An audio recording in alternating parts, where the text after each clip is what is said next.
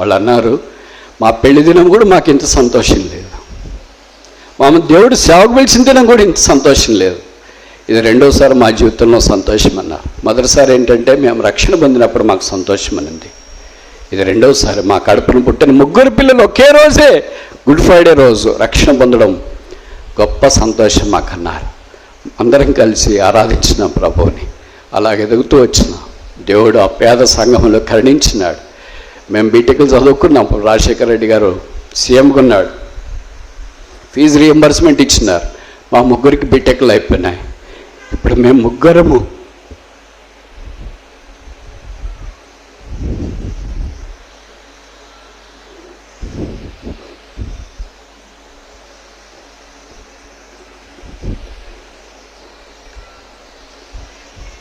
అనుకూలత ఉండి, అవకాశం ఉండి, ఏర్పాటు ఉండి, ఆరోగ్యం ఉండి, శరీరం సహకరిస్తూ అన్నీ ఉండి కూడా సోమరితనముతోన మందిరంలో సేవకుడు పడదు, విశ్వాసులు పడదు, ఎల్డర్స్ పడదు, పలానా వాళ్ళు పడరు, పలానా సేవకురాలు పడదు, ఇరుగు పొరుగు వాళ్ళందరూ మనకు పడదు కనుక మనం అక్కడికి వెళ్ళకూడదని తప్పిపోయిన వాళ్ళు ఎంతమంది ఉన్నారు. భక్సింగ్ గారు ఆరంభించిన పరిస్థితి దినాలు ఈ మెకానిజం పనిచేసింది. వట్టి వరుసలు పట్టుకొని తిరుగుతున్నాం. మేము కూడా అక్కడికి వెళ్తున్నామండి. ఎక్కడికండి? అక్కడే హెబ్రోన్కి వెళ్తున్నామండి. 4 పాయల తోటలోనికి వెళితేనే ఆ తోట సారవంతమై పచ్చగా ఉంటుంది. ఆకు వాడక తన కాలమందు ఫలమిచ్చి చెట్టు వలే ఉంటుంది. మిమ్మల్ని ఇరుగు పొరుగు అడుగుతారు కదా, అంత దూరం ఎందుకు పోతారు మందిరానికి? ఇక్కడ లేడా దేవుడు? ఇక్కడ లేడా ప్రార్థన? ఇక్కడ లేడా? అందరూ ఇక్కడే ఉన్నారు కదా, అంత దూరం ఎందుకు వెళ్తారు? 4 రాళ్ళ కొరకు వెళ్తామని చెప్పండి. అప్పుడు వాళ్ళు ఏమంటారంటే, మాకు తెలుసు మీరు 4 రాళ్ళు వెనక్కేసుకోవాలనే పోతారు. లోకంలో ఈ సామెత ఎందుకు వచ్చిందో తెలుసా? వాక్యంలో నుండే వచ్చింది. 4 మాటలు మాట్లాడదాం, 4 రాళ్ళు వెనక్కేసుకుందాం, 4 కలిసేసి వస్తాం. అలాగైతే ఏ వ్యక్తి అయితే రహస్యంగా దైవ సాన్నిధ్యంలో ప్రార్థన చేస్తున్నాడో చేతులెత్తి తల వంచి హృదయాన్ని బద్దలు చేసుకుని కన్నీటితో ప్రార్థన చేస్తున్నాడు, ఏ కళ్ళల్లోనైతే కన్నీరు తిరుగుతుందో ఆ వ్యక్తులను దేవుడు ఆశీర్వదించడానికి ఏ తప్పు ఏ పొరపాటు చూడడు. 78వ కీర్తన 69వ వచనాన్ని మనం కలిసి చదువుదాం. తాను అంతరిక్షమును కట్టినట్లు, తాను భూమిని నిత్యముగా స్థాపించినట్లు ఆయన తన పరిశుద్ధ మందిరమును కట్టించును. 3వ వరుస, ఆయన తన పరిశుద్ధ మందిరమును కట్టించును. ఈ బిల్ట్ ఈ శాంక్చురీ. దేవుని ప్రజలైన ఇశ్రాయేలీయులు 430 సంవత్సరాలు బానిస సంకెళ్ళలో నుండి మోషే సౌజన్యంలో గొర్రెపిల్ల రక్తం ద్వారా విడిపించబడి కనాను వాగ్దాన దేశం వైపు పరుగులు చేస్తున్న దినాలవి. దాదాపు 1 సంవత్సరం తర్వాత దేవుడు వారితో మాట్లాడుతూ నిర్గమకాండం 25:8 అన్నాడు, నేను మీ మధ్య నివసించినట్లు నాకు ఒక పరిశుద్ధ స్థలమును నిర్మించవలను. Let them make me sanctuary that I may dwell among them. పోసే శాంక్చురీ, పరిశుద్ధ స్థలము, పరిశుద్ధ మందిరము అనేది బైబిల్లో మొదట అక్కడే వాడబడింది అనుకుంటా. బైబిల్ అంతట్లో దాదాపు 200 సార్లు ఆ మాట వాడబడుతూ వచ్చింది.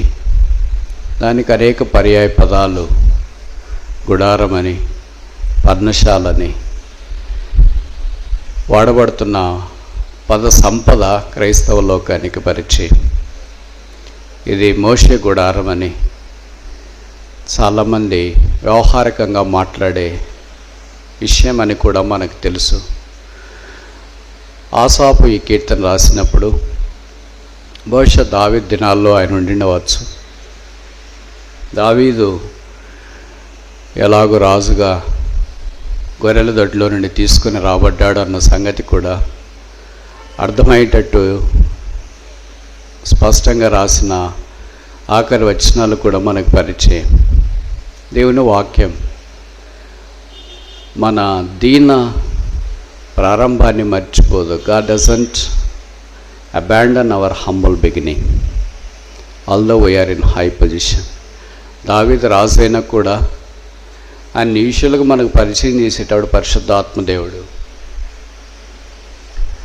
గొర్రెల దొడ్డి అనే మాటతోనే మనకు పరిచయం చేస్తున్నాడు. ఆశ్చర్యకరమైన సంగతి ఏంటంటే ఎటువంటి పరిస్థితుల్లోనైనా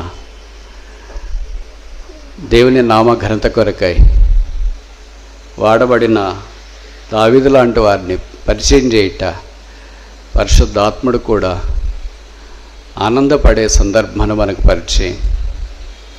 ఈ పరిశుద్ధ స్థలము దావీదు దినాల్లో దేవుని మందిరముగా పిలువబడితే అది కట్టబడలేదు.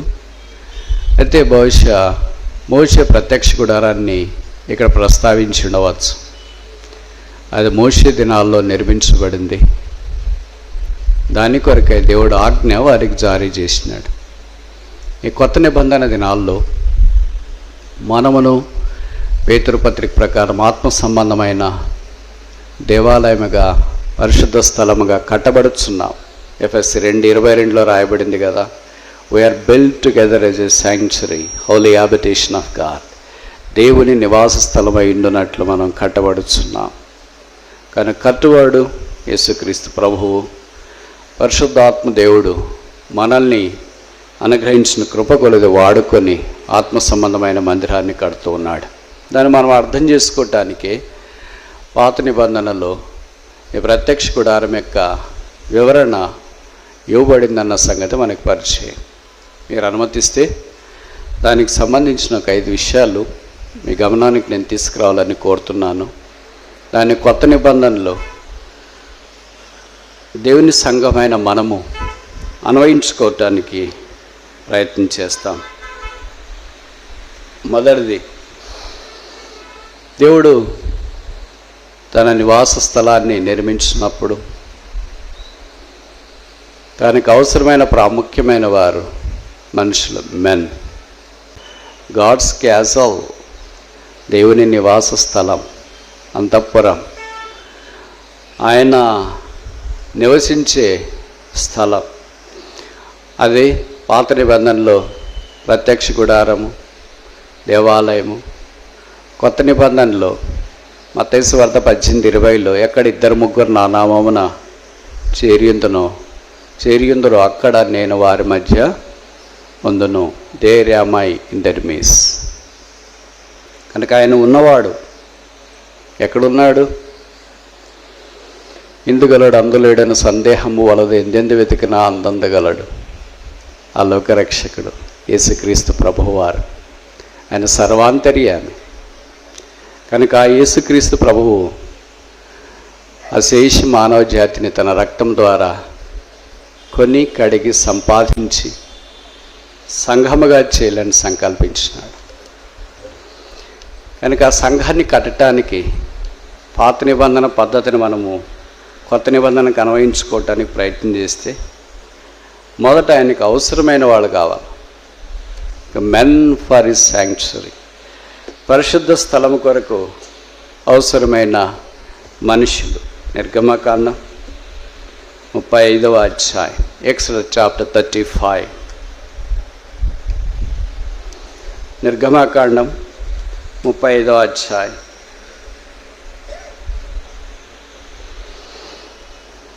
35వ వచనం. నేను చోత మధ్య భాగము. విచిత్రమైన పని కల్పించు వారి యొక్క పనులు చేయనట్లు ఆయన వారి హృదయములను జ్ఞానముతో, ఎవరు అనేది పై వచనాల్లో రాయబడుతూ వచ్చినాయి. ఇక్కడైతే కొంత 25వ వచనం, మరియు వివేక హృదయము గల స్త్రీలు. 26వ వచనం, స్త్రీలు జ్ఞాన హృదయము గలవారు. కనుక 2 రకాలైన హృదయాల గురించి, స్త్రీలను గురించి ఇక్కడ ప్రస్తావన ఉంది. అదే సందర్భంలో పురుషులు, బేసలేళ్ళు, అహోలియాబును గురించిన ప్రస్తావన కూడా ఈ అధ్యాయంలో మనం చూస్తాం, మోషేతో సహా. కనుక ఎంతమంది ఉన్నారు అనేది ఇప్పుడు మనం ఆలోచించలేము. ఎందుకంటే ఆ జాబితా చాలా పెద్దది, పొడవైనది. అయితే దేవునికి మనుషులు అవసరమయ్యారని, ఆ మనుషుల ద్వారా ఆయన బాగు చేస్తున్నాడు లేదా తన మందిరాన్ని నిర్మిస్తున్నాడని అర్థమవుతుంది. కనుక మొదటిది, God is in search of man. దేవుడికి మనుషులు కావాలా? మనుషులు లేకుండా ఆయన చేసుకోలేడా? చేసుకోగలడు. కానీ పిల్లలు లేకుండా తల్లిదండ్రులు ఉండగలరా? ఉండగలరు, కానీ సంతోషం పరిపూర్ణము కాదు. పిల్లలు తల్లిదండ్రులకి ఎంత అవసరమో యేసుప్రభు వారికి కూడా మనము అంతకంటే ఇంకెక్కువ అవసరం. ఆ కారణాన ఆయన మనల్ని యోహాను సువార్త 1వ అధ్యాయం ప్రకారము తన రక్తం ద్వారా కడిగి దేవుని పిల్లలు అగటానికి అధికారం అనుగ్రహించినాడు. కనుక ఇంకా ఎవరు యేసుప్రభుని అంగీకరించకుండా ఉంటే, పాపక్షమాపణ మారమనసు పొందకుండా ఉంటే, ఇలాంటి మీటింగ్లు ఎన్ని పెట్టినా యేసుప్రభుని నిరాకరించి త్రోసివేసి ఏదో సమయం అలా పాస్ చేస్తామని వచ్చి వెళుతూ ఉంటే, నీకు మేము మాట్లాడే అంశంతో కానీ దేవుడితో కానీ ఎలాంటి సంబంధం లేదు. నీ క్రైస్తవ పేరు ఉండొచ్చు, భక్తిదే ఉండొచ్చు, వాక్యం తెలిసి ఉండొచ్చు, పాటలు వచ్చు, మిగతా క్రైస్తవ కార్యకలాపాలన్నింటిలో నీకు పరిచయం ఉండొచ్చు, కానీ క్రీస్తు నీకు పరిచయం లేకపోతే, క్రీస్తు నీ హృదయంలో స్థానం లేకుండా ఉంటే, క్రీస్తు రక్తం ద్వారా నువ్వు కడగబడకుండా ఉంటే, క్రీస్తు ద్వారా నువ్వు అంగీకరించబడకుండా ఉంటే, క్రీస్తు యొక్క రక్షణలోనికి నీవు రాకుండా ఉంటే, అలా యేసుప్రభుని అంగీకరించాలని మేము కోరుతున్నాం. తన పరిశుద్ధ మందిరాన్ని కట్టడానికి తన ప్రజలు ఆయనకి కావాలి. God is in need of men. ఆ మనుషులు మనమైతే ఎంత బాగుండు. ఆ మనుషులు కొంతమంది దేవుని యొక్క వాక్యంలో పాత నిబంధనలో మనకు కనిపిస్తూ ఉన్నారు. వాళ్ళని దాదాపు 2 పురుషులు 2 స్త్రీలు వాళ్ళ పేర్లు మెన్షన్ చేయలేదు, కానీ స్త్రీ హృదయాలను గురించి రాయబడిన సంగతులు మనకు పరిచయం అయినాయి. కనుక వీటన్నిటిలో మనకు కామన్గా కనిపించే పదం ఏంటంటే జ్ఞానము, జ్ఞానము, జ్ఞానము. God is in such a wise people. జ్ఞానం కలిగిన వారంటే ఏ జ్ఞానం? ఇప్పుడే జ్ఞానం లేదని మనం అనుకున్నాం కదా. అజ్ఞానవంతులను సిగ్గుపరచడానికి అజ్ఞానులను ఎన్నిక చేసుకున్నాడని. మన అజ్ఞానులైన వారికి ఆయన జ్ఞానం గల ఆత్మ, జ్ఞానం గల హృదయము, జ్ఞానం గల వివేకము అనుగ్రహించాలని కోరుతున్నాడని వాక్యం మనకు జ్ఞాపకం చేస్తుంది. కనుక పాత నిబంధనలో ఇలాగా ప్రత్యక్ష గుడారాన్ని నిర్మించడానికి మనుషులు అవసరమే. మరి కొత్త నిబంధనలు, అలాగే అపోస్తుల కార్యాలు 2వ అధ్యాయంలో మనం చూస్తాం కదా, ఆయన సంఘాన్ని ఆరంభించక మునుపు 3000 మంది రక్షణలోకి రాకమునుపు ఆయనకు కూడా మనుషులు అవసరమయ్యారు. అందుకని దాదాపు 120 మంది మేడగదిలో చేరి ప్రార్థన చేస్తున్నప్పుడు దేవుడు సిద్ధపరిచిన పేతురు 2వ అధ్యాయంలో వాక్యం ప్రకటించడానికి నిలబడినప్పుడు 1000 మంది రక్షణార్థమైన వెలుగులోనికి వచ్చినారు. అలాగే అపోస్తుల కార్యంలో అంతా మనం చూస్తే దేవుడు కొంతమంది పాత్రలు బలంగా వాడుకుంటూ వచ్చినాడు. కనుక దేవుడికి మనుషులు అవసరం.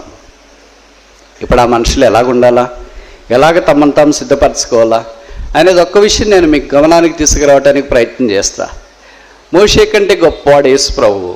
ఆ తర్వాత సొలొమోను దేవుని మందిరాన్ని కట్టడానికి దేవుడు వాడుకున్నట్లు వాక్యం మనకు పరిచయం చేస్తుంది. ఇప్పుడు సొలొమోను దైవ సాన్నిధ్యంలోనికి వచ్చిన తర్వాత, రాసైన తర్వాత 40 సంవత్సరాలు సుభిక్షితంగా దేవుని ప్రజలైన ఇశ్రాయేలుని ఆయన పరిపాలన చేస్తున్నాడన్న సంగతి మనకు తెలుసు. నేను ఈ మాటలు చెప్తుంటే ఆయన ఎప్పుడు పరిపాలన చేసినాడు అని అనుకుంటారు చరిత్ర తెలిసినవాడు. నిజమే, చేసింది తక్కువ. ఎందుకంటే 7 సంవత్సరాలు దేవుని మందిరం కట్టాడు, 13 ఏళ్ళు ఆయన ఇల్లు కట్టుకున్నాడు, 20 ఏళ్ళు అయిపోయింది పుణ్యకాలం. ఇంక 20 ఏళ్లలోనూ దేవుని ప్రజలను పరిపాలించినాడు. ఆయనకి యుద్ధం చేసింది ఏం లేదు. తర్వాత కేవలం ఈ కట్టడంలో మాత్రమే ఉన్నాడు. కనుక దేవుడు కట్టువాడనే సొలొమోను ద్వారా రుజువు చేస్తూ వచ్చినాడు. అందుకే దేవుడు దావీదు ద్వారా సొలొమోను నా పని కొరకే పురమాయించినాడు. దినవృత్తాంతాల 1వ గ్రంథం 29వ అధ్యాయంలో మనం చూస్తాం. బాలుడైన సొలొమోను అనే మాట వాడబడుతూ వచ్చింది. సొలొమోను బాలుడే, కానీ ఆయన అద్వితీయమైన ప్రార్థన చేసినాడు. ఆయనకి ఎలాంటి జ్ఞానం ఉంది అని అంటే రాశారు చూడండి. రాజుల 1వ గ్రంథం 3వ అధ్యాయం, 1 Kings chapter 3. రాజుల 1వ గ్రంథం 3వ అధ్యాయం, 1 Kings chapter 3.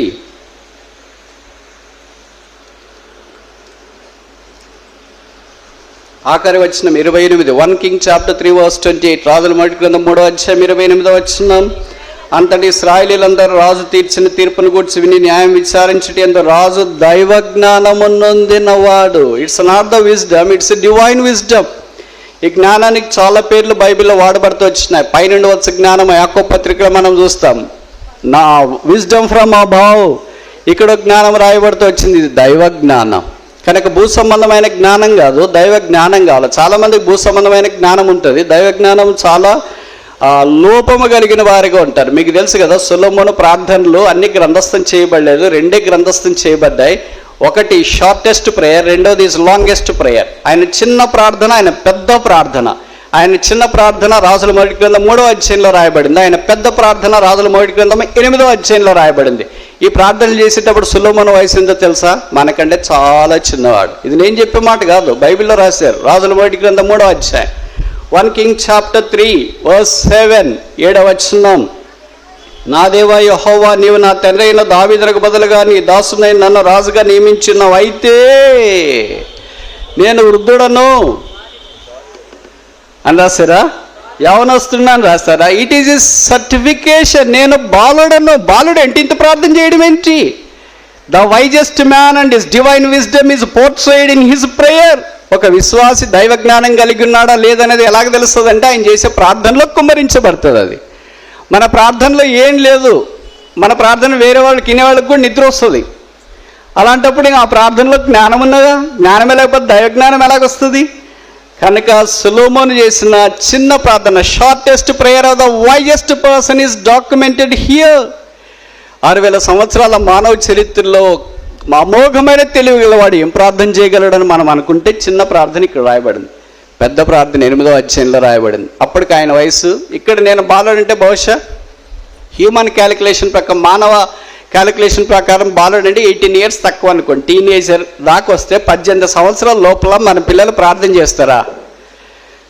కుటుంబ ప్రార్థనలో ప్రార్థన చేయమని నువ్వు చేయి డాడీ, అక్క చేస్తుందిలే, అన్న చేస్తాడులే, ప్లీజ్ నేను రేపు చేస్తానులే, ఎల్లుండి చేస్తానులే, ఇంకో వారం చేస్తానులే అని అంట. ఇప్పుడు సొలొమోనుకి ఎవరు చెప్పారు ప్రార్థన చేయమని? వాళ్ళ నాన్నగారు చెప్పారు రేపు ప్రార్థన చేయని.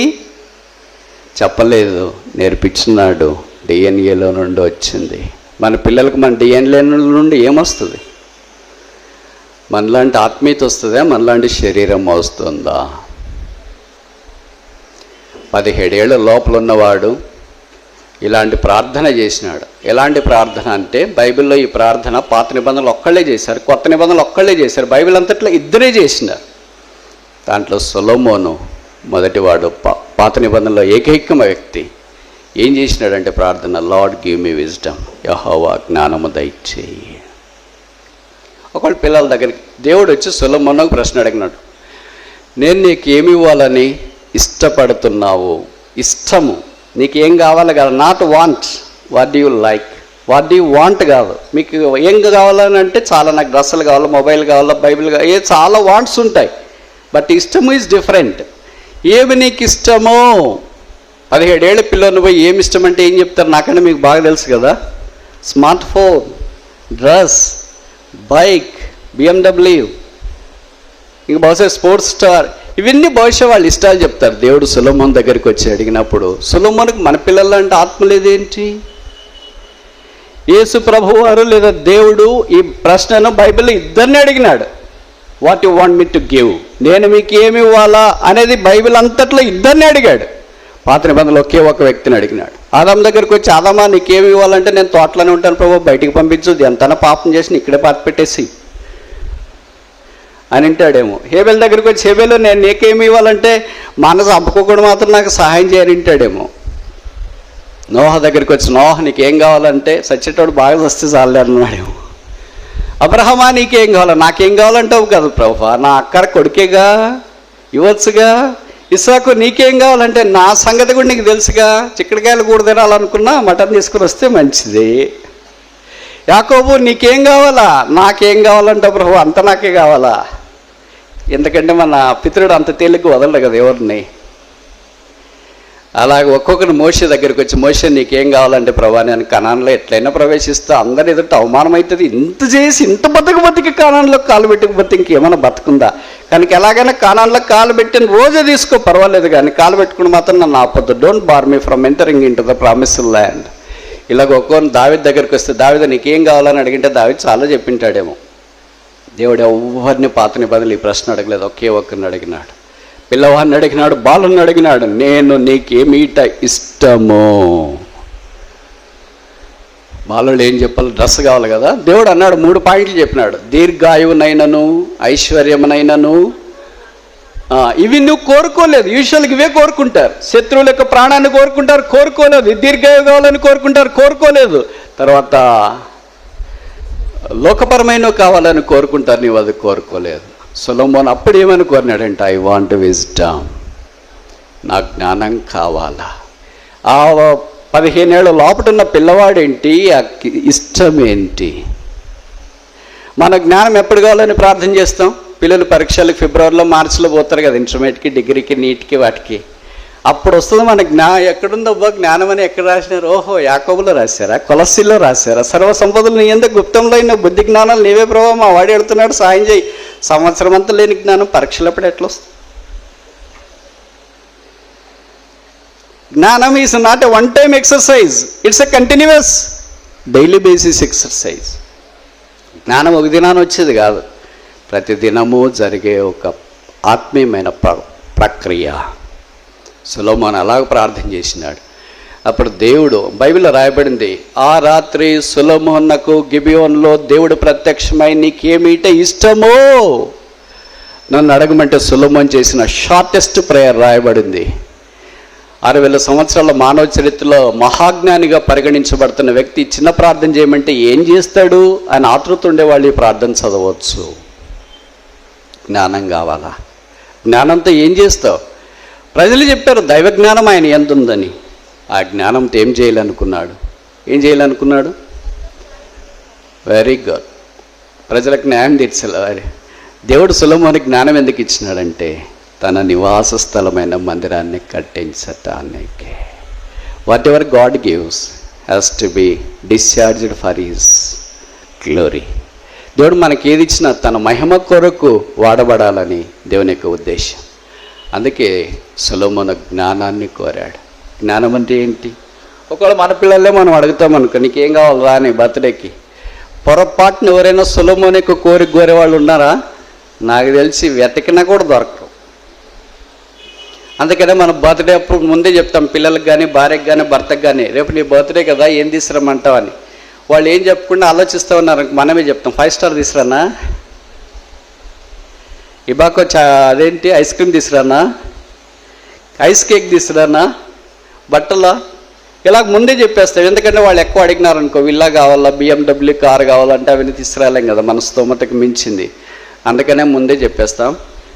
వాళ్ళు ఏం లేదు ఏదో ఒకటి తీసుకురండి అని అంటే భవిష్యత్తు మనం ఏదో ఒకటి తీసుకురావడానికి ప్రయత్నం చేస్తాం. అలాగే భర్త భార్య, భార్య భర్త, పిల్లలు తల్లిదండ్రులని ఇలాగ అడుగుతాం. కానీ ఒకే ఒక్కడు మాత్రమే అన్లిమిటెడ్గా మనిషిని అడగగలడు. What do you like? నీకేమి ఇష్టం? ఎందుకంటే ఒకవేళ భార్య భర్త అలాగా అడిగినా, పిల్లలు అలాగ అడిగినా వాళ్ళకి పరిమితి ఉంటుంది. వాళ్ళ డబ్బులు, వాళ్ళ బడ్జెట్, వాళ్ళకి ఇవన్నీ పరిమితులు ఉంటాయి. వాళ్ళు అడిగినవన్నీ చేయలేరు. వాళ్ళకి ఏమి ఇష్టం అవన్నీ చేయలేరు. ఒకే ఒకడు అపరిమితుడు, అన్లిమిటెడ్, ఆయన పేరు యేసుక్రీస్తు. ఆయన మాత్రమే అడగలడు నీకేమి ఇష్టం. చూడండి, తల్లిదండ్రులు ఉన్నారనుకోండి, వాళ్ళ కొడుకో కూతురో ఇన్స్ట్రుమెంట్స్ చదువుతున్నారు, లేదా బీటెక్, ఇప్పుడు అందరు బీటెక్ కదా, బీటెక్ చదువుతున్నారు అనుకోండి, సెసిలో ఒకళ్ళు ఫస్ట్ ఇయర్ సెకండ్ ఇయర్ వచ్చింది అనుకోండి, వాళ్ళు బర్త్డే వస్తే ముందే అడుగుతారు రేపు నీ బర్త్డే కదా ఏం తీసుకురావాలా అని. తల్లిదండ్రులు బిడ్డ అలాగే కూతురో కొడుకో కూర్చునంటే ఏమొద్దు డాడీ అన్న, ఏమొద్దు ఎందుకురా, వాళ్ళని తెస్తున్నారా మీ బంధువులు, అత్తలు, వాళ్ళు వీళ్ళు, ఎవరు తీసుకురావాలి డాడీ, మరి ఏం తీసుకురావాలి, డ్రెస్ తీసుకురావాలా, తర్వాత ఇంకేంటి కేక్ తీసుకురావాలా, అన్నీ తీసుకురావాలా, ఏం తీసుకురావాలంటే ఏమొద్దు డాడీ. ఏమొద్దా ఏంటి, మర్చిపోయినవరా, రేపు నీ బర్త్డే ఏమొద్దు అంటున్నావేంటి? నాకు తెలుసు నా బర్త్డే అని.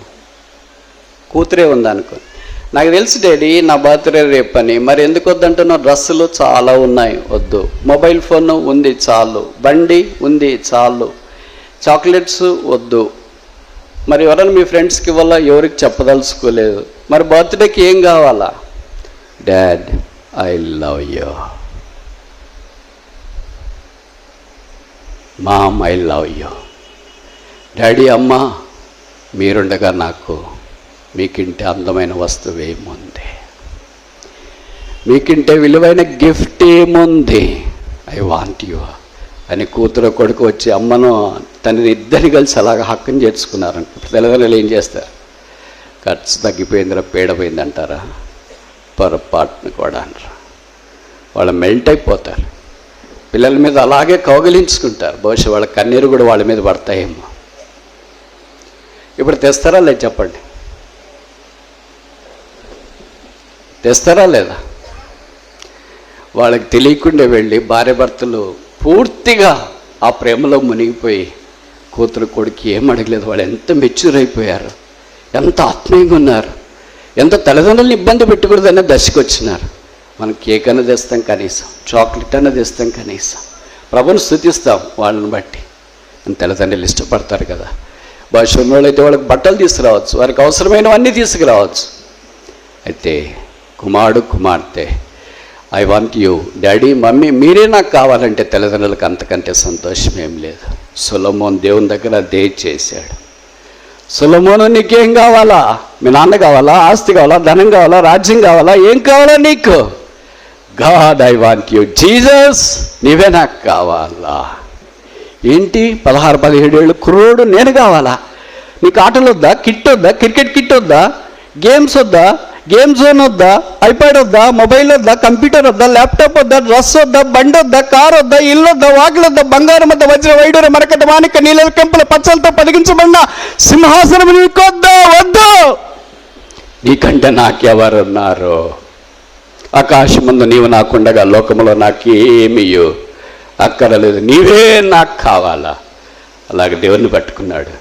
బహుశా నేను ఈ మాట అంటే తప్పు కాదేమో. దేవుడు సొలొమోను యొక్క విజ్ఞప్తిని బట్టి పరవశమైపోయాడేమో, కరిగిపోయాడేమో, మెల్ట్ అయ్యాడేమో. అందుకే సొలొమోనుతో అన్నాడు, నీవు అడగలేదు కానీ నేను నీకు ఉచితంగా ఇస్తున్నాను. ఏంట జ్ఞానం. దీన్నే పరిశుద్ధాత్మ దేవుడు అపోస్తులైన పౌలు ద్వారా కొరింథీయులకు రాస్తే మొదటి పత్రిక 1వ అధ్యాయం ఆఖరిలో అన్నాడు, క్రైస్ట్ ఈజ్ ద రిడెంప్షన్. క్రీస్తే విమోచన, క్రీస్తే నీతి, క్రీస్తే పరిశుద్ధత. చివరికి 4వ మాట రాశాడు, Christ is the wisdom of God. క్రీస్తే దేవుని జ్ఞానం. ఈ క్రీస్తు నీవు నేను కావాలని ఈరోజు తలంచక మునిపే ఈ క్రీస్తును దేవుడు సొలొమోను ద్వారా ఈ భూమి మీదకి పరిచయం చేయటానికి సంకల్పించినాడు. ఆయన అనంత జ్ఞాని. అందుకే సామెతల్లో ఆయన రాస్తూ వచ్చినాడు, ఈ జ్ఞానాన్ని మర్చిపోలేదు. మీకు తెలుసో తెలియదు, జ్ఞానం అనే మాట అందరికంటే ఎక్కువసార్లు వాడింది ఒకే ఒక్కడు. అదముడు కాదు, అజ్ఞాని కాదు, తెలివిలేనోడు కాదు, అవివేకి కాదు. 6000 సంవత్సరాల మానవ చరిత్రలో జ్ఞానం ఎవరికైనా ఉందంటే మొట్టమొదటి స్థానాన్ని ఆక్రమించే ఏకైక వ్యక్తి సొలొమోను. ఆయన సామెతల గ్రంథంలో జ్ఞానము జ్ఞానము జ్ఞానము జ్ఞానము. ఇప్పుడు 9వ వచనంలో అంటాడు, సంబంధించండి 9వ అధ్యాయం సామెతలు 9వ అధ్యాయము సామెతల గ్రంథం 9వ అధ్యాయం 1వ వచనం. జ్ఞానము నివాసమును ఏర్పాటు చేసుకొని 7 స్తంభాలు కట్టింది. దేవునితో ఆయనకున్న ఆ క్రీస్తు బంధం ఎలాంటిదో మీరు ఊహించండి. బట్ సొలొమోను అలాంటి వాడు కాదు. బైబిల్లో రాయబడింది, ఇశ్రాయేలీయులు చేరి వచ్చిండగా సమాజ మందిరంలో పీఠం ఎదుట మోకరించి గాఢాంధకారములో నివాసమైన వాడు. ఆయన అక్కడే వాడింది. మహాజ్ఞాని యొక్క నోట్లో నుండి జాలవారిన అణముత్యాలు అంటే ఆ ప్రార్థన చదువుకుంటే మన కళ్ళల్లో నీళ్లు సుడలు తిరుగుతాయి. ఇప్పుడు దేవుడు ఆయన ద్వారా తన నివాస స్థలాన్ని కట్టుకోవటానికి ఆరంభించినాడు, చేసి ముగించినాడు. బైబిల్లో రాయబడింది, ఆయన మహిమ దిగి వచ్చింది. అందుకే బైబిల్లో రాయబడింది, mine eyes and my heart shall be there perpetually. నా నేత్రములో నా మనస్సును అక్కడ నిత్యము ఉండను. Jesus I want you, Jesus I need you, Jesus I like you, Jesus I love you. ఇది ఎప్పుడైనా మన నోట్లో నుండి వచ్చిన పదమా? బ్రదర్సే కడుతున్నారు, బ్రదర్ సిస్టర్స్ కట్టట్లేదంటే వాళ్ళు కూడా కడుతున్నారు. నెహెమ్యా 3:12. ఇప్పుడు నేను ఒక ప్రశ్న అడుగుతా, మీరు నేరుగా సూటిగా జవాబు చెప్పాలా. ఈయన భార్య పేరు కొడుకు పేరు రాశారా లేదా?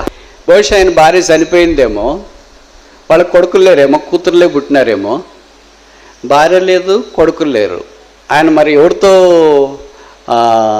కుటుంబాన్ని కొనసాగిస్తున్నాడంటే తన కూతురులతో కుటుంబం. వారు బాగు చేసే దాంట్లో కూడా ఉన్నారు. నెహెమ్యా బాగు చేసే జాబితాలో తక్కువ మంది కనిపిస్తారు. దాంట్లో కుమార్తెల గురించి ప్రస్తావన ఇక్కడ మనం చూస్తూ ఉన్నాం. డాటర్స్ ఆఫ్ గాడ్, దేవుని కుమార్తెలు. ఇది ఒక పెద్ద టాపిక్. ఇక్కడ స్టార్ట్ అయితే అపోస్తల కార్యాల దగ్గర ముగుస్తుంది. ఆ కుమార్తెల ప్రోగ్రెసివ్ డెవలప్మెంట్, ఎలాంటి కుమార్తెలు దేవుడికి అవసరమో ఆయా పుస్తకాల్లో చక్కగా వర్ణించబడింది. ఇక్కడ కట్టే కుమార్తెలు, బాగు చేసే కుమార్తెలు అవసరమే. ఆయన టీచర్ కదా, వాళ్ళ నాన్నగారు మీ నాన్నగారు ఏం చేస్తారు? టీచర్. మీ నాన్నగారు ఏం చేస్తారు? పాస్టర్. మీ నాన్నగారు ఏం చేస్తారు? బోధక్. మీ నాన్నగారు ఏం చేస్తారు? పోలీస్. మీ నాన్నగారు ఏం చేస్తారు? డాక్టర్. మీ నాన్నగారు ఏం చేస్తారు? ఇంజనీర్. కాదు, వాళ్ళ ఆయన ఇలాంటి వాడో తెలుసా? ఇక్కడే రాశారు. నేను చెప్పే మాటలు కాదు, మీరు చూడండి, మీ బైబిల్లో కూడా ఉంటుంది. కాకపోతే మీరు పట్టించుకోరు. నాకేం పని ఉండదు కనుక నేను పట్టించుకుంటా ఇవన్నీ. 3వ అధ్యాయం నెహెమ్యా 3:12. వారిని ఆనుకొని యెరూషలేములో సగమునకు క్లీన్ చేసేవాడా? ఏమంట? ఈజ్ ఏ ఆఫీసర్ లేకపోతే పార్ట్నర్ ఆఫ్ దిస్ ప్లేస్. సగ భాగానికి సంబంధించి ఇన్కమ్, బాధ్యతలు, బరువు అంతా ఆయనకంటే పెద్ద పొజిషన్లో ఉన్నాడు. పెద్ద పొజిషన్లో ఉన్న వాళ్ళ పిల్లలు మందిరాల్లో కనిపిస్తారా? Are working people, hard working people, labouring people. కనుక దేవుడికి స్త్రీలు పురుషులు సమానమైన విధానంలో అవసరము. దేవుడు వారిని తన మందిర నిర్మాణం కొరకు, రాజ్య వ్యాప్తి కొరకు, సంఘ నిర్మాణం కొరకు వాడుకోవాలని కోరుతున్నారు. మీరు ఎంత చదువున్నా, ఎంత జ్ఞానం ఉన్నా, ఎంత తెలివి ఉన్నా, ఎంత అందమున్నా, ఎంత బ్యాక్గ్రౌండ్ ఉన్నా, దైవ మందిరావరణంలో దేవుడు మీకు ఇచ్చిన బాధ్యతను బట్టి మీరు పని చేయడంలో పాలు పొందుకుంటా మీకున్న భాగ్యం. నిరాకరించదు, త్రోసివేయద్దు. నాకు తెలిసి ఇప్పటిదాకా నాకు పరిచయమైన యవనస్తులు చదువును, మందిరాన్ని, పరిచర్యను, వారి బాధ్యతలను బ్యాలెన్స్ చేసుకున్నవాళ్ళు ఏ వ్యక్తి సోమరిగా లేడు, ఏ వ్యక్తి ఖాళీగా లేడు, ఏ వ్యక్తి పస్తులో లేడు, ఏ వ్యక్తి దరిద్రతలో లేడు.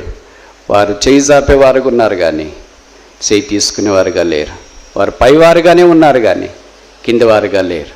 వారు తలగా ఉన్నారు కానీ తోకగా లేరు. ఎవరిని జనమా, తల్లిదండ్రులారా, మన పిల్లల సంగతి ఏంటి? బహుశా మీ పిల్లలకి చదువు ఒక్కటే ఇస్తే, చదువు ఒక్కటే వారి జీవితానికి సార్థకత కానియదు. దేవుడు మొదట, గాడ్ ఫాస్ట్, ఆల్ నెక్స్ట్. మన ప్రయారిటీస్ ఉల్టా చేస్తాం. ఉల్టా అంటే మీకు తెలుసు కదా, హిందీ వచ్చా? రివర్స్ చేస్తాం. చదువు ముందుకు పోద్ది, అన్ని ఆప్షన్స్ ముందుకు పోతాయి, లాస్ట్కి టైం అంటే చూస్తామని దేవుడు వస్తాడు. అది కాదు. God fast, all next. ఈ ప్రిన్సిపల్, ఈ నియమము ఎవరైతే యవనస్తులు తల్లిదండ్రులు ఆచరించడానికి ప్రయత్నం చేస్తారో, 1 సమూయేలు 2:30 నా బైబిల్లో రాయబడింది, మీ బైబిల్లో కూడా రాయబడింది, నన్ను గణపరచు వారిని నేను గణపరుస్తా. దేవుడు ఎవరికి ఎప్పుడు అచ్చిండడు. అదొక ఊరు, పెద్ద ఊరు. నాకు ప్రత్యేక కొడుకుల కొరకు వెళ్ళాను. నా దగ్గర సహాయం చేయడానికి ఒక బ్రదర్ వచ్చినాడు. చాలా బాగున్నాడు అబ్బాయి. మన దాంట్లో అబ్బాయిలు బాగుండడం చాలా అరదు.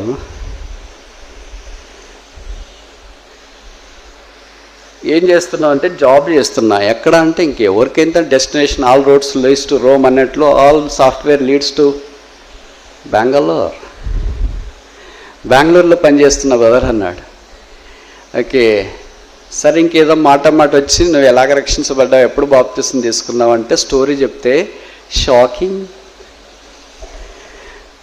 ఏం చెప్పాడు తెలుసా? అన్నా మీకు నేను ఎంతో రుణపడి ఉన్నాను. స్టార్టింగ్ ఇదే చెప్తున్నాడు. మా నాన్నగారు అమ్మగారు దైవ సేవకులు, సాధారణమైన సేవకులు, 10వ తరగతి కంటే ఎక్కువ చదువుకోలేదు, పేదలు. చిన్న స్థలానికి సేవకు పంపించినారు. ఇప్పుడు కూడా వాళ్ళు సేవ చేస్తున్నారు. వాళ్ళు విన్నా కూడా గుర్తుపట్టుకోలేరు. అది సేవకు పంపించినారు అప్పుడు పెద్ద సేవకులు. అక్కడికి వెళ్ళి సేవ చేస్తున్నారు. దేవుడు కరుణించి మా నాన్న అమ్మగారికి 3 ఇచ్చినాడు. దాంట్లో అబ్బాయి మొదటివాడు నేను, తర్వాత 2 చెల్లెండ్లు. మేము 3 స్కూల్లో చదివేటప్పుడు ఒక పెద్ద స్థలంలో మీరు గుడ్ ఫ్రైడే ఈస్టర్ మినిస్ట్రీకి వచ్చినారు. మా నాన్న అమ్మ మమ్మల్ని ఆ మీటింగ్స్కి వెళ్ళమని చెప్పారు.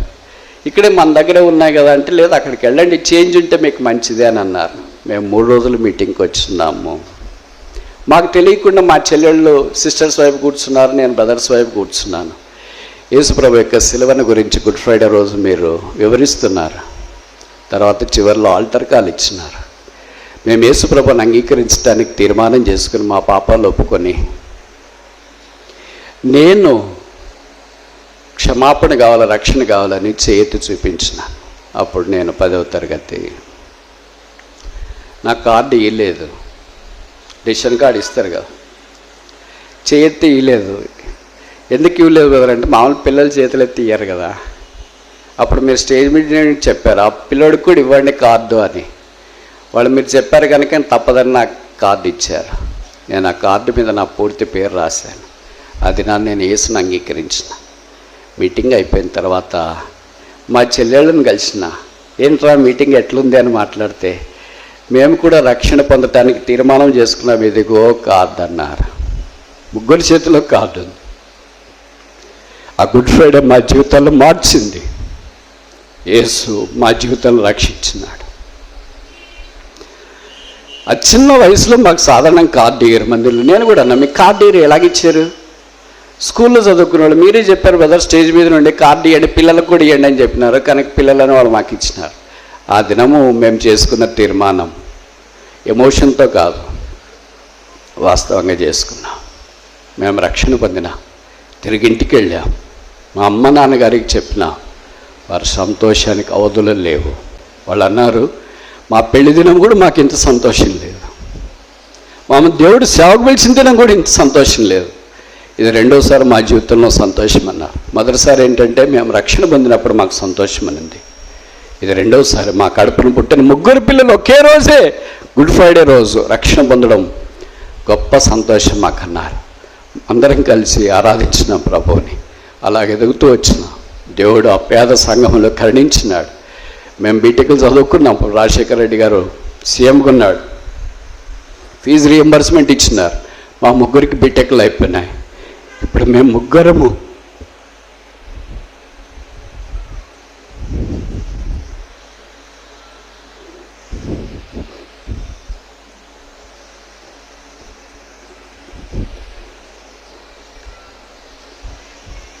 బెంగళూరులో సాఫ్ట్వేర్ ఇంజనీర్లు.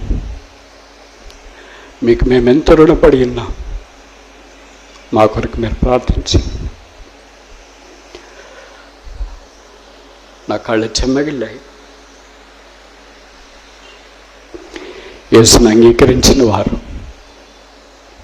వ్యర్థంగా పోరు, నిరుపయోగంగా ఉండరు, పాడై చెడిపోరు, వీధులెంబడి తిరగరు. దేవుడు కరుణించి అంచెలంచెలుగా దావీదును గొర్రెల దొడ్లో నుండి తీసుకొని వచ్చినట్లు తనకిష్టమైన వారిని తీసుకొని రాగలడు. మీకు నేను ఇదే సవాలు విసురుతున్నా.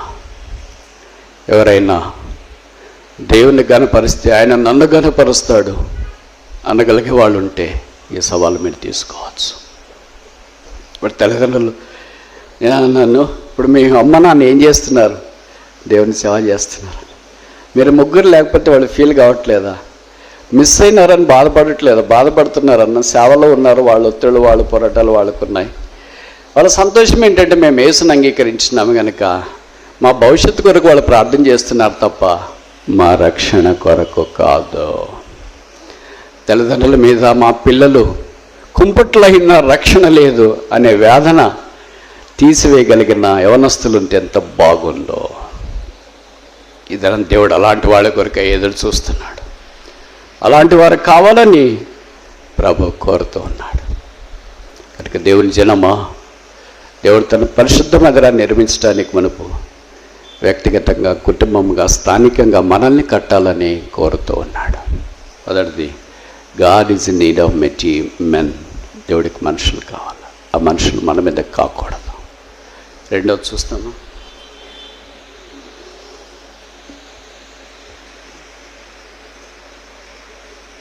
ముప్పై 5 నిర్గమకాండం 35. Exodus chapter 35 verse 5. నిర్గమకాండం 35వ అధ్యాయం 5వ వచనం. మీరు మీలో నుండి యెహోవాకు అర్పణ పోగు చేయడి. ఎట్లనగా బుద్ధి పుట్టిన ప్రతివాడు యెహోవా సేవ నిమిత్తము బంగారం, వెండి, ఇత్తడి, నీల ధూమ్ర, ఇవన్నీ ఇక్కడ చాలా విషయాలు రాయబడింది. దీనికి ఒక పేరు పెడదామా?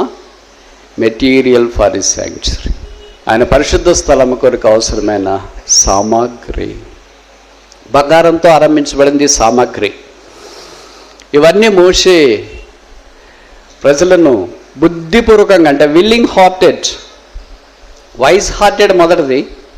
రెండవది విల్లింగ్ హార్టెడ్, జ్ఞాన హృదయం ఉండాలా. రెండవది ఏంటి? బుద్ధిపూర్వకంగా దేవుడికి తీసుకురావాలా. అందుకని మొదట మీ సమయాన్ని ఇచ్చేది నేర్చుకున్నారనుకోండి, అప్పుడు మీ తలాంతులు ఇచ్చేది నేర్చుకుంటారు. ఈ రెండు జరిగితే అప్పుడు మీ ట్రావెల్, మీ శ్రమ ప్రభుకి ఇచ్చేది నేర్చుకుంటారు. అదే చెమట అంట. కనుక నేను ఎప్పుడు చెప్తుంటా, దేవుని ఆత్మ సంబంధమైన మందిరం ఒక విశ్వాసి ద్వారా 2 విధానాలుగా కట్టబడటానికి దేవుడు అనుమతిస్తాడు. మరలా నేను చెప్తా, ఒక నాణ్యానికి 2 వైపులు ఎలాగుంటుందో బొమ్మ బొరుసు అని దీనికి కూడా 2 వైపులు అలాగే ఉంటుంది. ఒకవైపు ఏంటి? స్వెట్, చెమట, ప్రభు కొరకు సేవించుట, సర్వీస్. రెండవది ఏంటి? టియర్స్, కన్నీళ్ళు, సాక్రిఫైస్.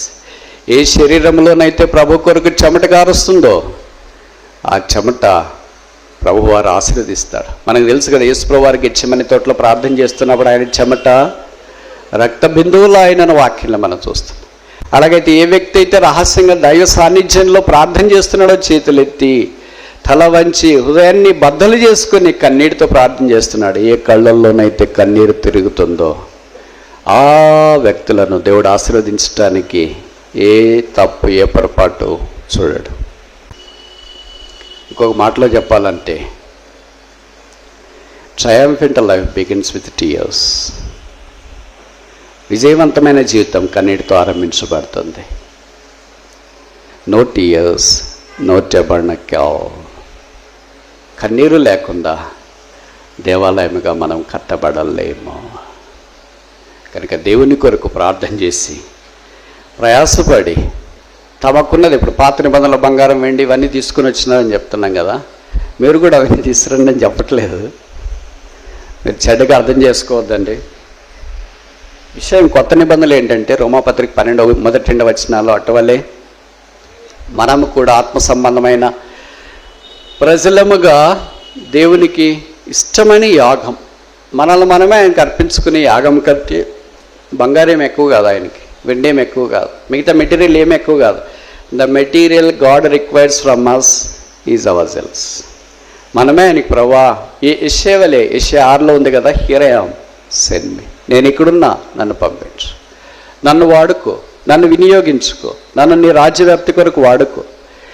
కనుక మనల్ని మనమే ప్రభుకి అప్పగించుకున్నప్పుడు అప్పుడు ప్రభు పూనుకుని మన విషయమే కార్యం చేయడానికి ముందుకు వస్తాం. నేను ఈ మాటలు చెప్తున్నాడు, మీలో కొంతమంది అనుకోవచ్చు మేము ఉద్యోగాలు చేస్తున్నాం, చదువుకుంటున్నామని. ఉద్యోగాలు చేసేవాళ్ళు, చదువుకునే వాళ్ళు బైబిల్లో నేను ఇందాక చూపించినాను కదా, యెరూషలేముకి సగానికి అధిపతి అయినా. మనం అది సన్నబన్న ఉద్యోగస్తుడు కాదు, సన్నకారు రైతు కాదు, సన్నకారు షావుకారి కూడా కాదు, ఆయన చాలా పెద్ద షావుకారు. అయితే దేవుని యొక్క పనిలో ఆయన కూడా ఉన్నట్లు బైబిల్ ఆయన పేరు రాసే.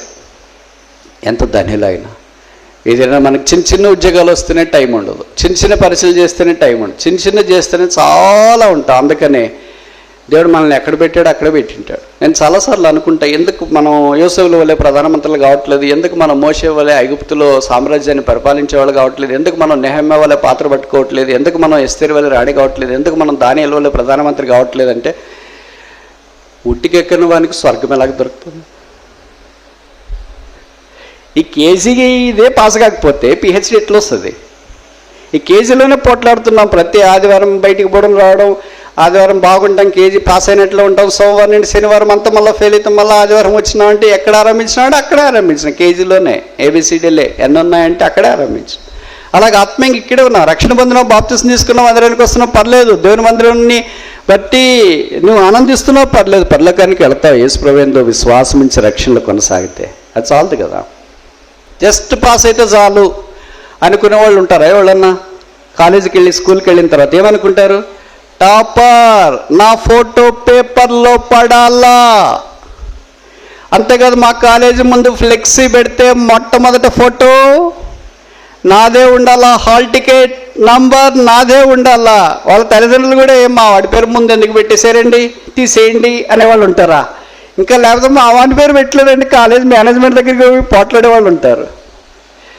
మీకు 9 నెలలు మోసి కన్న తల్లిదండ్రులకే మీ వాడు టాపర్ అయినప్పుడు వాడిని గురించి గొప్పగా సంతోషపడటానికి మీరు ఇష్టపడితే, ప్రాణం పెట్టి సిలువలో రక్తం కార్చుకున్న యేసుక్రీస్తు ప్రభువారి కొరకు మనం కూడా ముందుకు సాగిపోయే దాంట్లో టాపర్గా ఉండాలని యేసు ప్రభు కోరుకోడా. కనుక రెండవది, దేవుని మందిరానికి మెటీరియల్, సామాగ్రి కావాలి. సరే, టైం అయిపోవటానికి వచ్చింది కనుక మూడోది చూసి ముగిస్తాం. నిర్గమకాండము 40వ అధ్యాయం 16వ వచనం. Exodus chapter 40:16. మోషే ఆ ప్రకారం చేసిన యెహోవా అతనికి ఆజ్ఞాపించిన వాటన్నిటినీ అలాగే చేసిన. మెకానిజం. మోషే కంటే గొప్పవాడు యేసుక్రీస్తు ప్రభు, సొలొమోను కంటే గొప్పవాడు యేసు ప్రభు, దావీదు కంటే గొప్పవాడు యేసుక్రీస్తు ప్రభు. ఇప్పుడు యేసు యొక్క రక్తం ద్వారా కడగబడి కొనబడిన మనము ఆయన మెకానిజం కనుక ఒక స్ట్రక్చర్ కట్టాలంటే, కట్టడం కట్టాలంటే మెకానిజం చాలా ప్రాముఖ్యం. మొదట మనుషులు, రెండోది మెటీరియల్, రెండోది మెకానిజం. అంటే మెథడాలజీ ఉండాలి కదా, ఎలా కట్టాలి, ఏంటి, ఏది ముందు కట్టాలి. మొదట రూఫ్ వేసి కింద పునాది వేస్తే కుదరదు. రూఫ్ అంతా అయిపోయి కలర్లు కొట్టిన తర్వాత పిల్లర్లు కడతామంటే కుదరదు. దేవుడు పద్ధతి ప్రకారం దాన్ని కట్టిన. భౌతికమైన విషయాల్లో మీరు ఈ మాట మీరు ఆలకించండి. మోషేను దేవుడు పరిశుద్ధ స్థలాన్ని నిర్మించమన్నప్పుడు మొదట వెలుపట ఆవరణలో ఇత్తడితో మనకు బలిపీఠం కనిపిస్తుంది, గంగాళం కనిపిస్తుంది. వర్క్ స్టార్టెడ్ విత్ బ్రాస్, అంటే తీర్పు బలిపీఠం దగ్గర ఆరంభించబడుతుంది. ముగింపు ఏమో తెలుసా? అది పరిశుద్ధ స్థలంలో మందస్సము తుమ్మకరతో చేయబడింది. దాని తర్వాత ఏమైంది?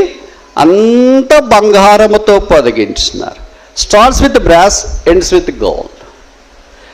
తీర్పుతో ఆరంభించబడుతుంది, ఇత్తడితో ఆరంభించబడింది, బంగారముతో ముగించబడుతుంది. రాజుల మొదటి గ్రంథంలో అదే రాయబడింది. మందిరంలో ఏ భాగము విడవకుండా అంతయు బంగారముతో అలంకరించవలెను. కనుక దేవుని మందిరానికి సంబంధించి బంగారంతో అలంకరించాలంటే మీ బంగారం అంతా తీసుకురండి అని చెప్పట్లేదు ఇక్కడ. బంగారం దైవత్వానికి సాదృశ్యం కనుక దేవుని మందిరావరణంలో దైవత్వానికే ప్రథమ స్థానం. There is no other place other than divinity. దైవత్వం కంటే ఇంకా సమానమైనది ఏమి అక్కడ కనిపించదు. ఇప్పుడు నేను ఇది చెప్పడానికి ప్రయత్నం చేస్తాను, మీరు జ్ఞాపకం చేసుకోండి. నెబుకద్నెజరు బబులోని పరిపాలించిన మహారాజు కడుగట్టిన వాడు, ఎవరిని లెక్క చేయడు. ఆయనకు ఒక కళ వచ్చింది, ప్రతిమ వచ్చింది. ఆ ప్రతిమలో మొదట ఏం కనిపిస్తుంది? బంగారు శిరస్సు. పాదాలు ఎలాగున్నాయి? మన్న కదా. It starts with clay and goes all the way to the gold. ఇంకో మాటలు చెప్పాలంటే శిరస్సు నుండి ఆరంభించినారు కనుక starts with gold, ends with clay. బంగారంతో ఆరంభించబడుతుంది, మట్టితో ముగించబడుతుంది. That is the world's order. లోకం యొక్క మెకానిజం అది. Starts with gold, starts with God and ends with earthly things. అయితే మనుషుల దగ్గరికి వచ్చిన, దేవుని దగ్గరికి వచ్చినప్పుడు ఈ తీర్పు, బలిపీఠము, శిలువ, యేసుప్రభు రక్తంతో కడగబడి శుద్ధీకరించడంతో ఆరంభించబడుతుంది. పూర్తి దైవత్వంలోనికి మనం వెళ్తున్నా. ఇప్పుడు నెబుకద్నెజరుకు కలిగిన కళ యొక్క స్వరూపమా, మోషే నిర్మించిన ప్రత్యక్ష గుడారం యొక్క స్వరూపమా? వెండి నుండి బంగారం వైపు మన ప్రయాణమా, బంగారం నుండి మట్టి వైపు మన ప్రయాణమా? ముందుకెళ్ళటానికి ప్రయత్నం చేస్తే కొత్త నిబంధనలో మొట్టమొదట రాయబడిన మెటల్ ఏంటంటే గోల్డ్. మత్తయి వార్త 2వ అధ్యాయంలో తూర్పు దేశపు జ్ఞానులు తీసుకుని వచ్చి తమ పెట్టెలు విప్పి బంగారం. కొత్త నిబంధనలో ఆఖరికి రాయబడిన మెటల్ ఏంటంటే 21, 22 అధ్యాయంలో మనం చూస్తే గోల్డ్. అచ్చమైన బంగారం, స్వచ్ఛమైన బంగారం. అంటే కొత్త నిబంధన starts with divinity, ends with divinity. దైవత్వంతో ఆరంభించబడుతుంది, దైవత్వంతో ముగించబడుతుంది. మనం కూడా ఆత్మ సంబంధమైన దేవుని మందిరముగా దైవత్వంతో ఆరంభించబడి దైవత్వంతో ముగించబడాలని కోరబడుతున్నాం. అందుకొరకే దేవుడు అపోస్తుల ద్వారా, అపోస్తుల కార్యాలు 2:42 స్తంభాలను ఇచ్చినాడు. అపోస్తుల బోధ, సహవాసము, రొట్టె విడుచుట, ప్రార్థన చేయట. ఈ 4 మన కొరకు స్తంభాలు లాంటిది ఇచ్చినాడు. కాలం సంపూర్ణమైనప్పుడు ఈ దినాల్లో దేవుడు భక్సింగ్ గారు తన దాసుని ద్వారా ఈ ఆకాశ దర్శనాన్ని మన కొరకు అనుగ్రహించి దాంట్లో మనం ముందుకు సాగిపోవటానికి ఈ బలిపీఠాన్ని, సంఘాన్ని, ప్రత్యక్ష గుడారాన్ని, పరలోకపు దావీదు గుడారాన్ని మన కొరకు ఆయన సిద్ధపరిచినాడు. ఎందుకు 4 ఉన్నాయి? ఇది ఎందుకు ఉండకూడదు? ఎందుకు 4 ఉన్నాయి, 3 ఎందుకు ఉండకూడదు? ఎప్పుడన్నా ఆలోచించారా? 4 సువార్తలు, 4 దిక్కులు, 4వ రోజు పగలని వెళ్ళటానికి పెద్ద జ్యోతి. ఎందుకు 4? 5వ రోజు ఎందుకు చేయకూడదు? 3వ రోజు ఎందుకు చేయకూడదు? మనకిచ్చింటే ఖచ్చితంగా మార్చేసి ఉంటాం కదా, అందుకనే మనకి ఇట్లేదు. ఎందుకు 4? ఎందుకు 4 అంటే ఇప్పుడు నేను చెప్పడానికి ప్రయత్నం చేస్తా, సరేనా? నేను చెప్తే తప్పు కాదని అనుకుంటున్నా. దావీదు గొలియాతు మీదకి వెళ్ళినప్పుడు 5 రాళ్ళు వర్షంలో పట్టుకుని పోయాడు. ఏలాలో దగ్గర నిలబడి అప్పటికే 40 రోజుల నుండి గొలియాతు దేవుని ప్రజలైన ఇశ్రాయేలును సవాలు విసురుతున్నాడు. ఇప్పుడు దావీదు అక్కడికి వెళ్ళిన తర్వాత బైబిల్లో రాయబడింది ఏంటంటే, యెహోవా నామమున యుద్ధము, the battle బిలాంగెత్ unto the lord. అని వడిసెలో ఒక రాయి పెట్టి విసిరాడు. విసిరిన వెంటనే గొలియాతు మొదట చొచ్చింది, బోర్ల పడ్డాడు. తర్వాత దావీదు. మిగతా సంగతి అంతా ఇట్స్ డిఫరెంట్ బాల్ గేమ్. ఇప్పుడు నేను మీకు చెప్పదలుచుకున్న సంగతి ఏంటంటే, లేదా మీరు ఆలోచించాల్సిన సంగతి ఏంటంటే, దావీదు 5 రాళ్ళు తీసుకున్నప్పుడు మొదటి రాయికే శత్రువు ఓడిపోతాడని తెలుసా? ఒకవేళ ఓడిపోకపోతే బ్యాకప్ ఉంటాయని 4 తీసుకున్నాడా? కరెంటు పోతే బ్యాటరీ పెడదాం అనుకున్నాడా? బ్యాటరీ పోతే మొబైల్ ఫోన్ ఉందనుకున్నాడా? ఇది పోతే క్యాండిల్ తీసుకుందాం అనుకున్నాడా?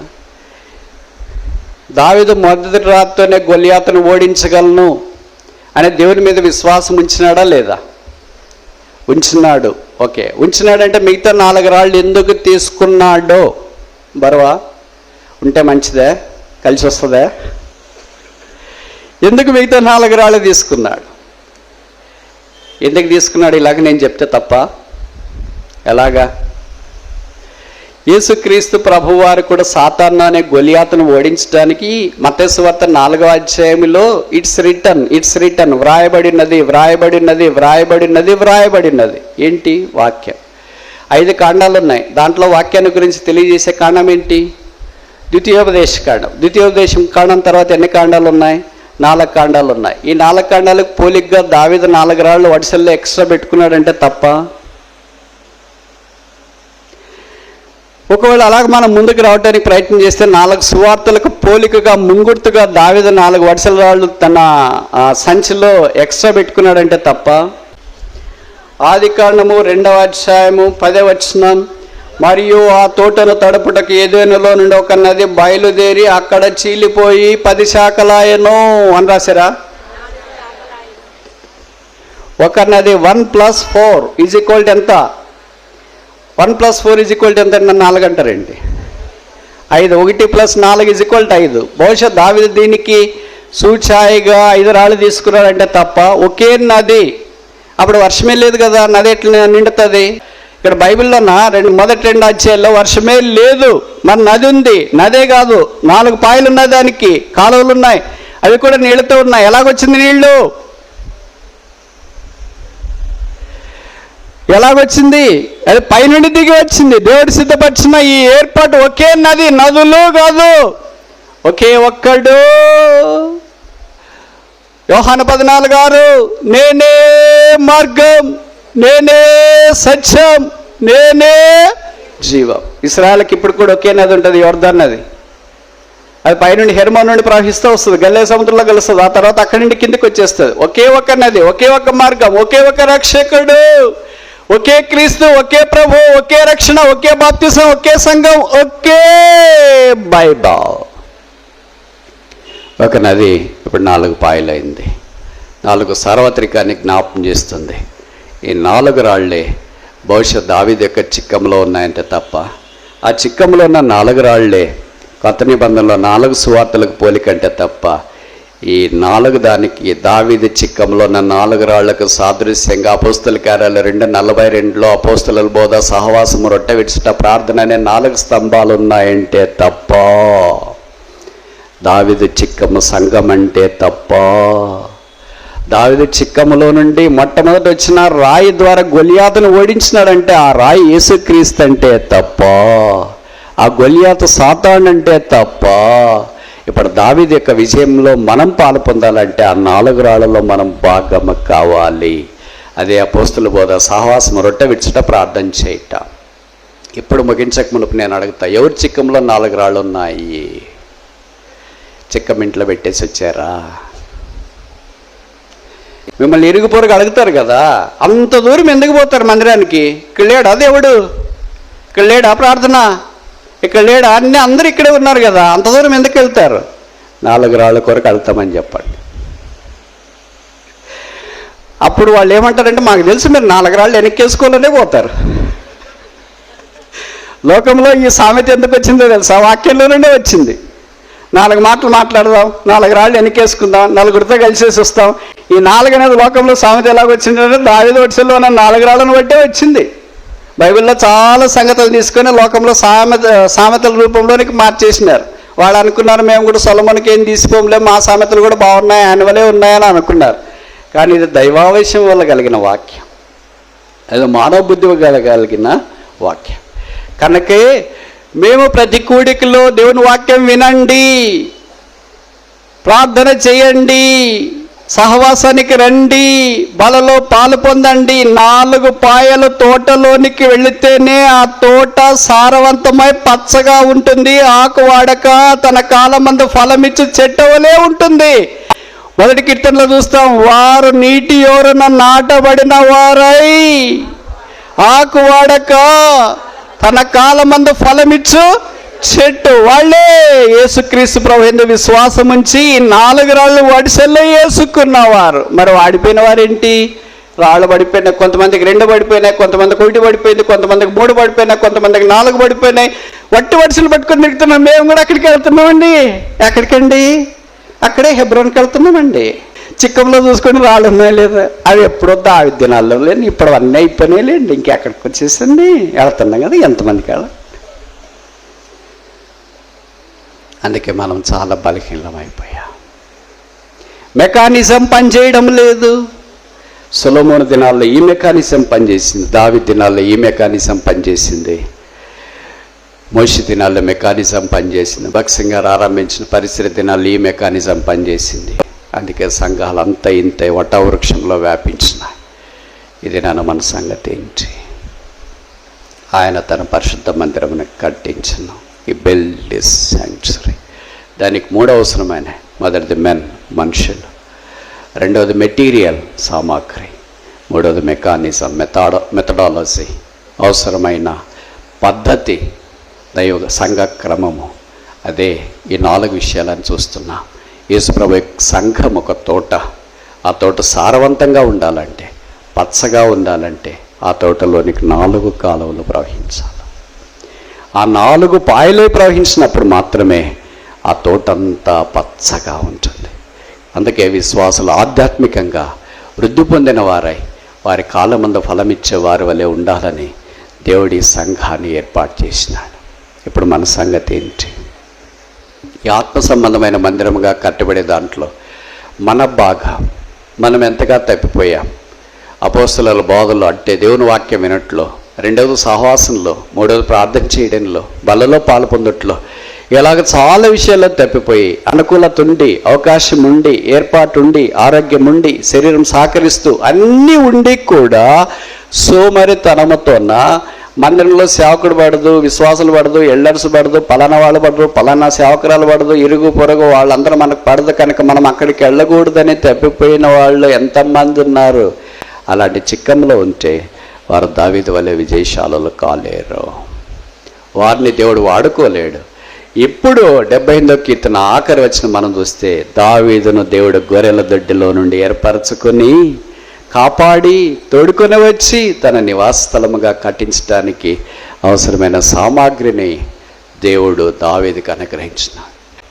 దావీదు వలె దైవ సాన్నిధ్యంలోనికి వచ్చి తమను తాము అప్పగించుకునేవారు ఉంటే దేవుడు తన మందిరాన్ని ఇంకా ఇష్టపూర్వకంగా ఆశ్చర్యకరంగా కడతాడు.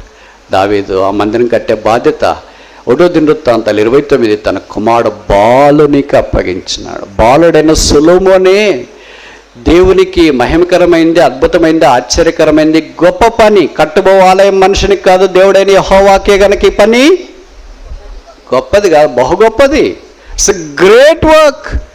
ఆ గొప్ప పని కొరకే దేవుడు బలహీనులను, చేతగాని వారిని, జ్ఞానం లేని వారిని, అమాయకులను, అజ్ఞానులను దేవుడు మనల్ని పిలుస్తున్నాడు. ప్రభు సాన్నిధ్యంలోనికి వచ్చి, ప్రభువా నీ శిలువ దగ్గరికి నేను రాకుండా, నీ సంఘం యొక్క దర్శనంలో లేకుండా, నీ వాక్యానికి విధేయత చూపించకుండా ఎన్నోసార్లు నా జీవితంలో ఓడిపోయాను. అందుకే ఆకు వాడిపోయింది, అందుకే కాపు రాలేదు, అందుకే చెట్టు ఎండిపోయింది, అందుకే కొట్టివేయాలా ఈ చెట్టును అని చూస్తున్నారు. అయితే తోటమాలి ఒక చిన్న ప్రార్థన చేసినాడు, ఈ సంవత్సరము కూడా let it be this year to. అందుకని ఇది సంవత్సరం మనం సజీలమై ఇక్కడికి వచ్చినాం. మనల్ని యేసుప్రభు యొక్క శిలువ దగ్గర అప్పగించుకొని మనల్ని కూడా ప్రభు వాడుకోవాలని ప్రార్థన చేసి, మన బలహీనతలన్నీ ఆయన రక్తంలో కడగబడి శుద్ధీకరించబడి దావీదు వలె, సొలొమోను వలె, మోషే వలె ప్రభుకు అప్పగించుకోవటానికి ఇష్టపడదాం. దేవుడు మన తీర్మానాన్ని అంగీకరించునుగాక.